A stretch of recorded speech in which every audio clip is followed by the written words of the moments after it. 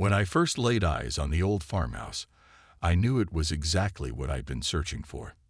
Nestled at the edge of town, surrounded by rolling fields and tall oak trees, it felt like stepping into a postcard. The house itself needed some work: peeling paint, a leaky roof, and floors that creaked with every step. But to me, it was perfect. It wasn't just a home, it was an opportunity. A chance to build something meaningful. I had big plans. The land stretched wide and open, begging to be used.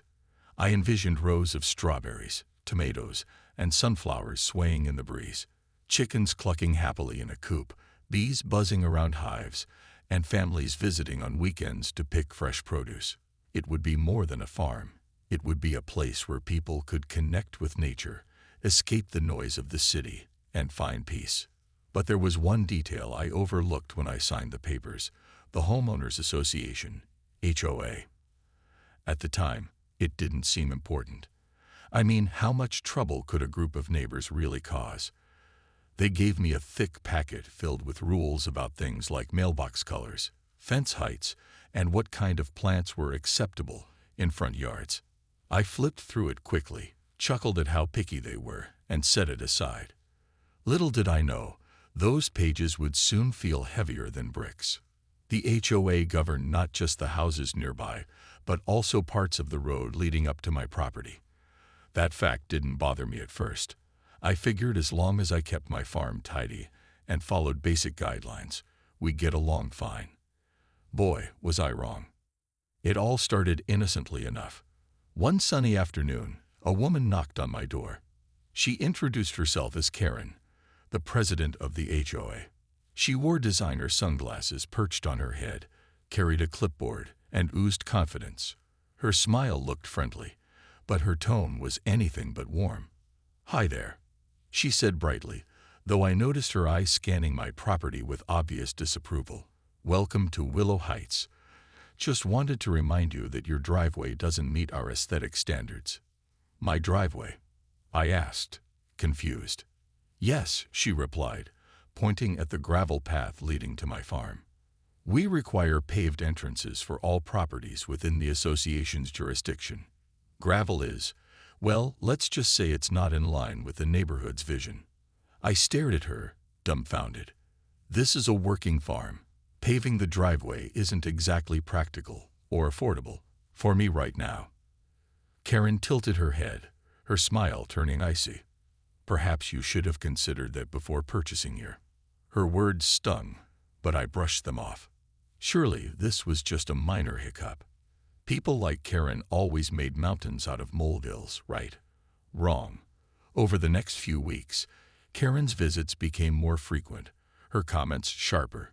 Every little thing seemed to irritate her: the color of my barn, the placement of my chicken coop, even the way I parked my tractor near the entrance. Each conversation left me feeling smaller, angrier, and increasingly trapped. Looking back, I realize now that Karen wasn't just enforcing rules. She was testing me, seeing how far she could push before I snapped. And truthfully, part of me wanted to give in, to pave the driveway, paint the barn, do whatever it took to keep the peace. But another part of me refused to let her win. This farm was my dream, my hard-earned investment. No clipboard-carrying HOA president was going to take that away from me. Deep down, I had no idea how far this fight would go, or how much it would change everything. Karen wasn't the kind of person you could easily ignore. Once she set her sights on something, or someone, she didn't let go. After her initial visit, she started showing up more often, always armed with a clipboard and a list of complaints. At first, it was small stuff. The state of my mailbox, too rusty; the height of my front gate, too tall; and even the color of the shutters on my farmhouse, too country. Each time, I tried to explain that this was a working farm, not a suburban home, but Karen wouldn't budge. She acted like her rule book was written in stone. Then came the emails. They arrived almost daily, each one more formal and more threatening than the last. Per HOA guidelines, your gravel driveway must be replaced with paving within 30 days, one read. Another warned me about unapproved structures on my property, referring to the chicken coop I built myself. Every message ended the same way. Asterisk failure to comply will result in further action asterisk. I rolled my eyes at first, thinking she was all talk. But Karen wasn't bluffing. One Saturday morning, I woke up to find orange traffic cones blocking my driveway. A large sign stood in front of them, declaring in bold letters, asterisk asterisk, private road. No entry asterisk asterisk. My heart sank as I stepped outside, staring at the barricade in disbelief. This wasn't just annoying anymore. It was personal. Neighbors began gathering nearby, pretending not to watch as I stormed toward Karen's BMW parked at the edge of my property. She leaned casually against the hood, sipping coffee from a travel mug, like she didn't have a care in the world. "What is this?" I demanded, pointing at the cones. She raised an eyebrow, feigning surprise. "Oh, good morning. Just thought I'd remind you that the HOA has jurisdiction over shared access roads. Since your situation isn't compliant with our standards, we've had to take temporary measures." "Temporary measures," I repeated, my voice rising. "You can't block my road. How am I supposed to run my farm?" She shrugged, her tone dripping with fake sympathy. "That's not my problem. Maybe next time you'll think twice before ignoring our requests." I clenched my fists, biting back the angry retort bubbling in my throat. Yelling wouldn't solve anything, but standing there helplessly made me feel powerless. Without access to my fields, my entire operation would grind to a halt. Crops would rot, animals would suffer, and customers expecting deliveries would leave disappointed, and worse, empty-handed. The weight of the situation pressed down on me like a lead blanket. Later that evening, I sat at my kitchen table, staring at the mound of papers Karen had sent me. Frustration boiled inside me as I flipped through pages detailing rules I never agreed to follow. Who gave her the right to dictate how I lived and worked? This wasn't some cookie-cutter subdivision. It was supposed to be my sanctuary. Instead, it felt like a prison. Claire, my wife, placed a comforting hand on my shoulder. "We can't let her win," she said softly. "There has to be a way around this." Her words sparked something in me, a flicker of determination. I realized then that giving up wasn't an option. If Karen wanted a fight, she'd get one. But I needed to play smart. No more reacting out of anger or frustration. I had to figure out the rules of this game and use them to my advantage. The next day, I called a lawyer friend who specialized in property disputes. He listened patiently as I explained everything, nodding occasionally. When I finished, he smiled. "Sounds like you've got a case," he said. "Let's dig into those documents and see what we're working with." For the first time since Karen blocked my driveway, I felt a glimmer of hope. Maybe I couldn't stop her from being difficult, but I could fight back. And maybe, just maybe, teach her a lesson she'd never forget. The lawyer's advice was simple but powerful. Knowledge is your best weapon. So I spent the next few days buried in paperwork, deeds, contracts, HOA bylaws, and zoning laws. At first, it felt overwhelming, like trying to decipher a foreign language. But as I read deeper, patterns began to emerge. The more I understood, the angrier I got, not just at Karen, but at myself for not seeing this coming sooner. One document caught my attention. The original development agreement between the HOA and the landowner who sold me the property. Buried in the fine print was a clause about easement rights. Essentially, it stated that any agricultural operation using the shared road had guaranteed access, regardless of HOA rules. In other words, Karen and her clipboard army didn't have the legal authority to block my driveway unless they were willing to compensate me for damages, and given the size of my farm, that would cost them a fortune. Armed with this information, I called the lawyer back. He listened intently as I explained what I'd found, his expression growing more serious by the minute. "This changes everything," he said finally. "If we play our cards right, you might not only get your road back, you could make them regret ever messing with you." I couldn't help but smile at that. For weeks, I'd felt like a pawn in Karen's game, constantly reacting to her moves instead of taking control. Now, for the first time, I saw an opportunity to turn the tables. The next step was filing a formal complaint against the HOA. I submitted a detailed report to the local court, outlining their violations: trespassing, unlawful obstruction of private property, and breach of easement rights. To sweeten the pot, I included a demand for restitution to cover the income I'd lost during the blockade. Every word I wrote was backed by evidence: photos of the blocked driveway, copies of Karen's emails, and excerpts from the HOA's own documents. Karen didn't waste any time responding. Within hours of receiving the notice, my phone buzzed with an incoming call. It was her. When I answered, her voice was sharp, almost frantic. "What do you think you're doing?" she snapped. "Exercising my rights," I replied calmly. "You can't block my road, Karen. You know it. And now the courts will too." There was a long pause on the other end. Then her tone shifted, becoming eerily sweet. "You're making a huge mistake," she said. "Do you really want to ruin your relationship with the neighborhood over something so trivial?" Trivial. I shot back, my patience wearing thin. "My livelihood depends on that road. If anyone's making mistakes here, it's you." She hung up without another word, but I could practically hear the gears turning in her head. This wasn't just about me anymore. It was about her reputation, her power, and her need to stay in control. And for the first time, I realized she was scared. Word spread quickly among the neighbors. Some sided with Karen, accusing me of being difficult and ungrateful. Others quietly admitted they were tired of her micromanaging ways. One elderly woman stopped me while I was checking my mailbox and whispered, "Good luck. Someone needs to stand up to her." As the days passed, the tension grew thicker than ever. Karen avoided eye contact when she saw me, her usual smug demeanor replaced by thinly veiled anxiety. Meanwhile, I focused on preparing for the legal battle ahead. The lawyer assured me we had a strong case, but I knew Karen wouldn't go down without a fight. She'd throw everything she had at me: threats, intimidation, maybe even attempts to rally the neighborhood against me. But none of that mattered anymore. I'd spent weeks feeling powerless, letting Karen dictate the terms of my life. Now, I was taking back control. Whatever happened next, I was ready. Because sometimes, standing up for yourself isn't just about winning. It's about proving that no one gets to decide your worth except you. As the legal process unfolded, I began to notice subtle shifts in the neighborhood.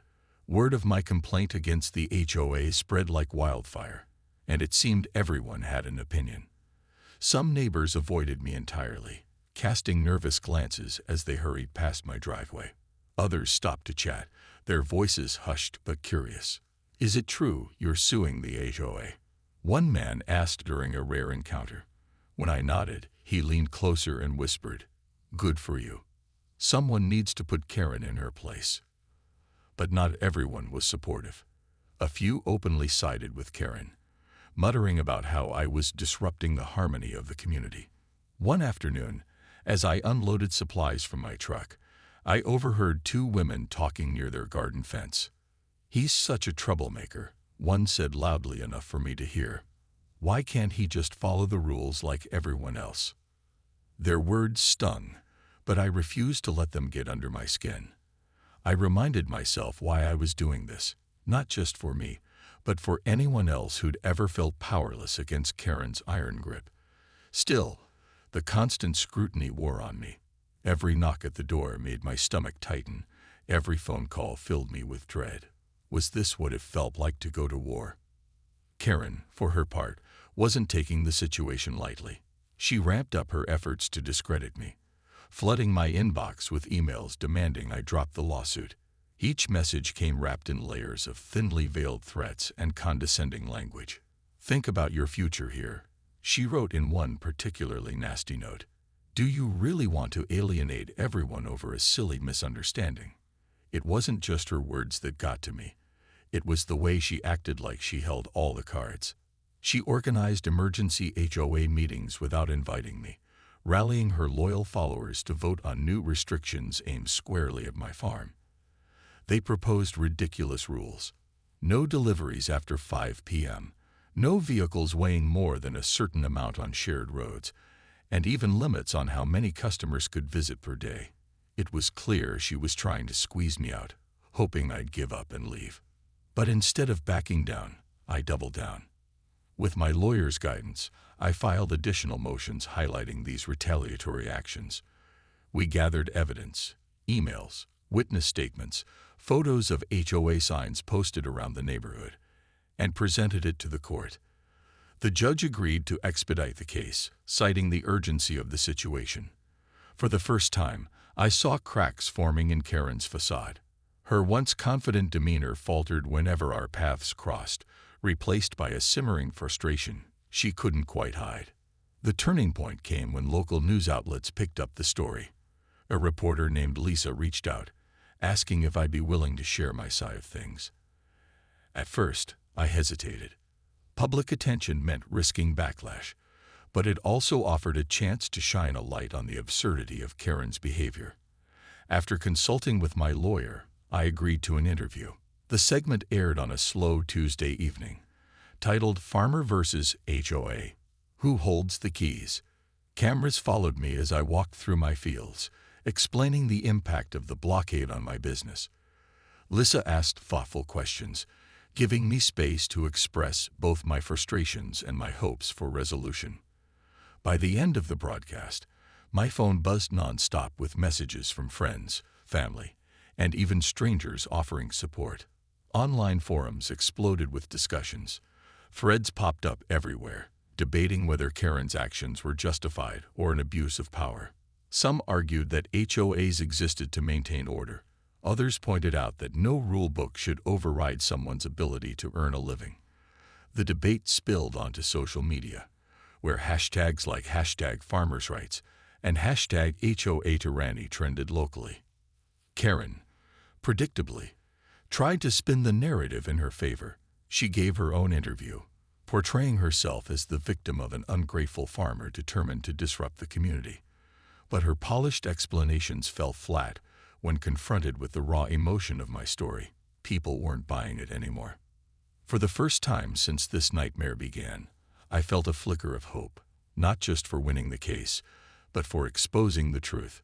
Because sometimes the hardest battles are the ones worth fighting. And mine was far from over. The pressure was mounting, and Karen knew it. After weeks of public scrutiny and mounting legal challenges, she began to crack. Her polished exterior, once so impenetrable, started showing signs of wear. At first, it was subtle. A shaky voice during an HOA meeting, a missed email response, or the way she avoided eye contact when passing me on the road. But soon, her desperation became impossible to ignore. One evening, as I was locking up the barn after feeding the chickens, I heard tires crunching gravel outside. Looking up, I saw Karen's BMW parked at the edge of my property. She stepped out, flanked by 2 other HOA members who looked visibly uncomfortable. For a moment, I thought about ignoring them altogether, but curiosity got the better of me. I walked over, arms crossed, ready for whatever she had to say. "We need to talk," Karen said stiffly, her usual confidence replaced by something closer to panic. "About what?" I asked, keeping my tone neutral. She hesitated, then handed me a folded piece of paper. "This is our offer. Drop the lawsuit, pay your driveway, and split the legal costs, and we'll call it even." I unfolded the paper and skimmed its contents. It was laughable. Paving the driveway would still cost thousands I didn't have, and splitting legal fees meant I'd be paying for their mistakes. Worse, agreeing to this deal would mean surrendering everything I'd fought for: my dignity, my rights, and my ability to stand up to bullies like her. "No deal," I said flatly, handing the paper back. Her face flushed red, and for a moment, I thought she might explode. Instead, she hissed, "You'll regret this." Then, without another word, she turned on her heel and marched back to her car, her entourage scrambling to keep up. As they drove away, I felt a strange mix of emotions: anger, relief, and a growing sense of empowerment. This wasn't just about me anymore. It was about proving that no one, not even someone like Karen, could push people around without consequences. The tide was turning, and everyone could see it. Karen's attempts to rally support within the HOA began to backfire. Some members, emboldened by the media coverage, started questioning her leadership. Others quietly distanced themselves, unwilling to risk being associated with her increasingly toxic behavior. Even those who had initially sided with her grew uneasy as the court dates loomed closer. Whispers of dissent rippled through the community, chipping away at the foundation of her authority. Meanwhile, I focused on preparing for the trial. My lawyer helped me gather every scrap of evidence we could find: emails, photos, witness testimonies, all proving that Karen and the HOA had overstepped their bounds. We also highlighted the easement clause repeatedly, hammering home the point that blocking my driveway wasn't just unfair, it was illegal. The night before the trial, I couldn't sleep. Claire sat beside me, holding my hand as we talked through worst-case scenarios. What if we lost? What if Karen somehow managed to twist the truth in her favor? But deep down, I knew we were on the right side of this fight. If nothing else, standing up to her had taught me that sometimes justice isn't about winning. It's about refusing to stay silent. The next morning, as I drove to the courthouse, I noticed something remarkable. Neighbors I barely knew waved or nodded as I passed. A few even gave me encouraging smiles. Whether out of respect or relief that someone was finally challenging Karen's reign, it felt like a small victory in itself. When I arrived at the courthouse, Karen was already there, pacing nervously outside. She glanced at me briefly, then looked away, her jaw tight. For the first time, I realized she wasn't invincible. Beneath all her bluster and bravado, she was just another person, scared, cornered, and running out of options. As I took my seat inside, waiting for the proceedings to begin, I allowed myself a moment of quiet reflection. No matter what happened today, I'd already won something far more valuable than money or revenge: my voice. And I wasn't about to let anyone take that away from me again. The courtroom was quiet, almost unnervingly so. The air smelled faintly of polished wood and old paper, and the rows of benches creaked softly as people shifted in their seats. I sat at a small table with my lawyer beside me, feeling both nervous and determined. Across the aisle, Karen and her team huddled together, whispering urgently. She looked pale, her usual confident demeanor replaced by something closer to panic. When the judge entered, everyone stood. He was a tall man with sharp features and glasses perched on his nose, exuding an air of calm authority. After calling the court to order, he began reviewing the case, our evidence versus theirs.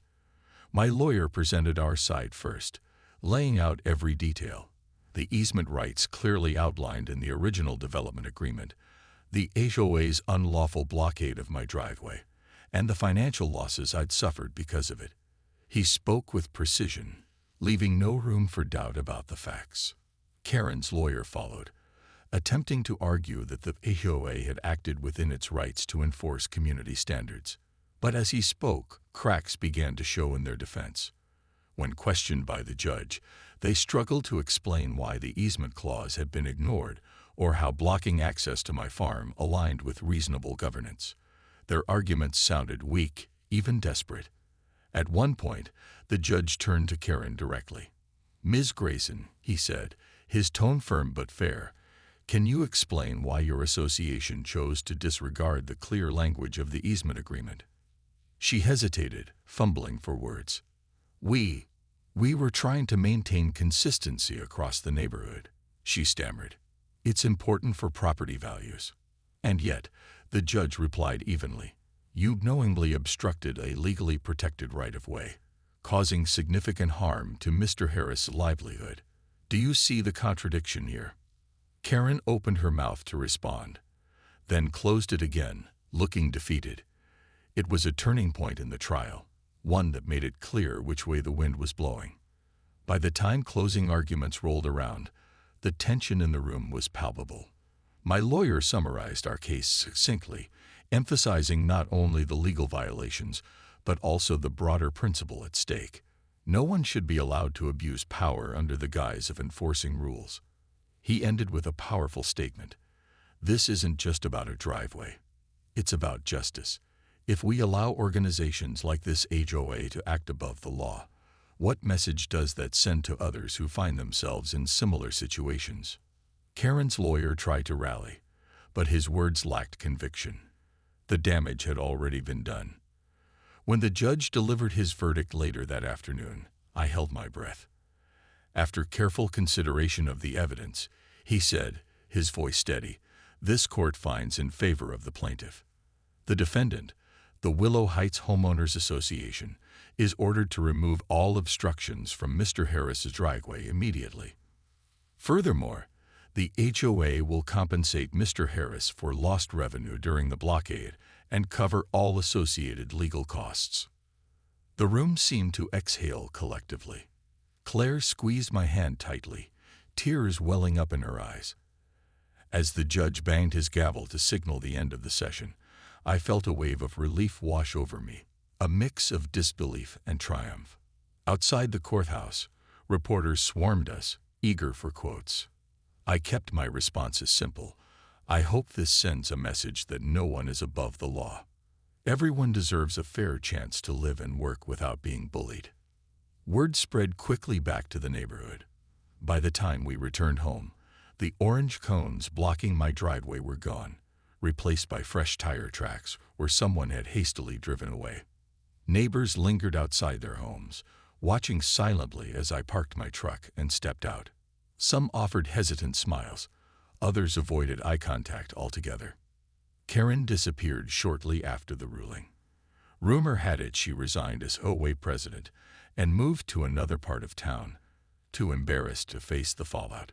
Without her domineering presence, the HOA began to change. New leadership took over, focusing less on micromanaging residents and more on fostering actual community spirit. For me, life slowly returned to normal, or as close to normal as it could get after such a fight. Customers came flooding back, eager to support a local farmer who'd stood up to injustice. The fields flourished, the animals thrived, and the farmhouse felt more like home than ever.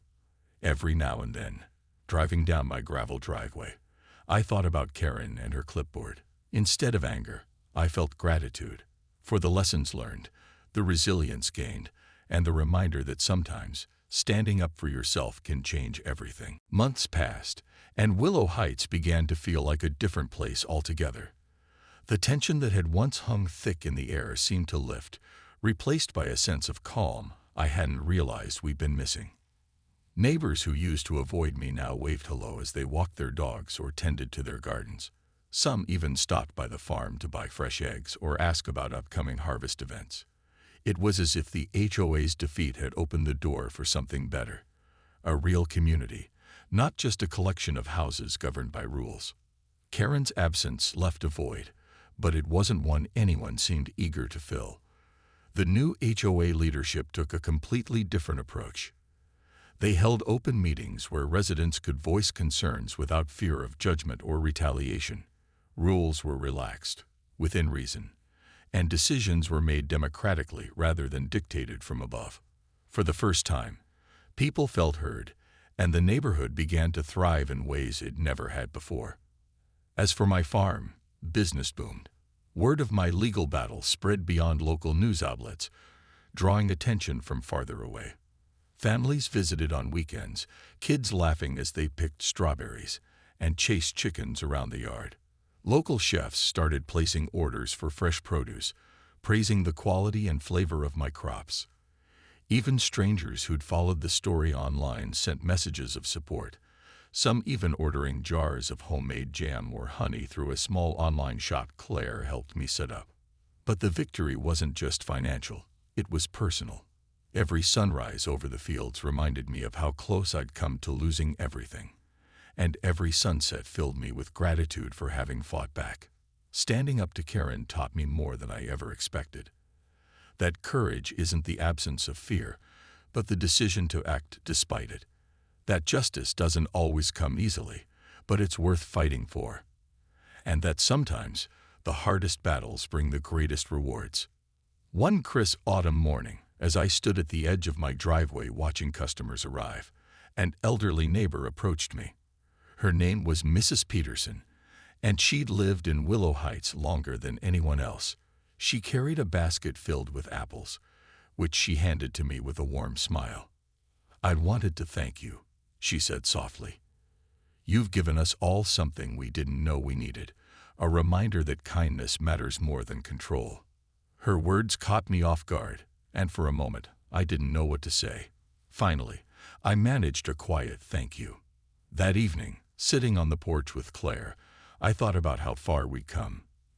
The fight against Karen and the HOA had tested us in ways I couldn't have imagined, but it had also brought us closer together. We learned to lean on each other during the darkest moments, finding strength in our shared determination to protect what mattered most. Sometimes, late at night, I still replayed the events in my mind: the blocked driveway, the tense courtroom, the look on Karen's face when the judge ruled against her. But instead of bitterness, I felt pride. Not because I'd won, but because I'd proven to myself that standing up for what's right is always worth it, no matter the cost. The farm continued to grow, both literally and figuratively. New ideas sprouted alongside the crops. Workshops for local kids, partnerships with nearby businesses, even plans for a small farmers market right here in Willow Heights. Each step forward felt like reclaiming a piece of the dream I'd almost lost. Looking back, I realized this journey wasn't just about defeating Karen. It was about rediscovering who I am and what I value. It was about building something lasting, something meaningful, something that couldn't be taken away. Because in the end, life isn't about avoiding conflict or staying silent when others try to push you around. It's about choosing to stand your ground, even when the odds seem impossible. And sometimes, it's about proving that no amount of power or intimidation can crush the human spirit, not if you refuse to let it. And that, I think, is the sweetest victory of all.